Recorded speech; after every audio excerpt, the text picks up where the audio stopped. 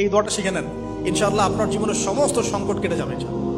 আমি নিজেও এই দোয়াটা বেশি বেশি করার চেষ্টা করি। দোয়াটা হচ্ছে, মুসা আলাইহিস সালাম একটা গাছের নিচে হেলান দিয়ে বসলেন, বসে দেখলেন দুজন মেয়ে দাঁড়িয়ে আছে দূরে, পানি নিতে পারছে না। লোকজন পানি নিয়ে যাচ্ছে, ওরা দাঁড়িয়ে আছে বেচারি। মুসা আলাইহিস সালাম গিয়ে বললেন, কি সমস্যা আপনাদের? এটা নিয়ে আপনারা আবার মেয়েদের সাথে কথা বলার চেষ্টা করেন, ঠিক আছে? তো মাহারাম গায়রা মাহারাম মেনে চলে। তারা বললো যে আমাদের বাবা অনেক বৃদ্ধ মানুষ, আমরা পানি নিতে পারি না যতক্ষণ না আমাদের কম পানি নিয়ে চলে যায়। মুসা আলাইহিস সালাম তবে একটু বললাম না, ফিজিক্যালি খুব স্ট্রং ছিলেন, থাকে না বডি বিল্ডার, সামনে গিয়ে কথা বলে সরো পানি দিতে দাও, তখন মানুষ একটু মূল্যায়ন করে না। তো মুসা আলাইহিস সালাম এভাবে পানি নিয়ে দিলেন এবং বাছুরদেরকে পানি পান করালেন, করিয়ে গাছের নিচে এসে বসে আছেন।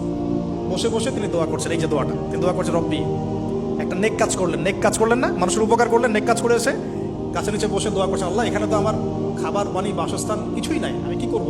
রব্বি ইন্নি লিমা আনজালতা ইলাইয়া মিন খায়রিন ফাকির, রব্বি ইন্নি লিমা আনজালতা ইলাইয়া মিন খায়রিন ফাকির। আবার বলেন, রব্বি ইন্নি লিমা আনজালতা ইলাইয়া মিন খায়রিন ফাকির। অর্থ হচ্ছে, হে আল্লাহ, তুমি তোমার পক্ষ থেকে আমার উপরে যে নিয়ামতগুলো দিবে, আমি এর জন্য ফকির হয়ে বসে আছি। আল্লাহ অর্থ বুঝে পড়বেন ভাই, নামাজ রোজা হজ জাকাত যাই করেন আল্লাহর ওয়াস্তে অর্থ বুঝে পড়বেন।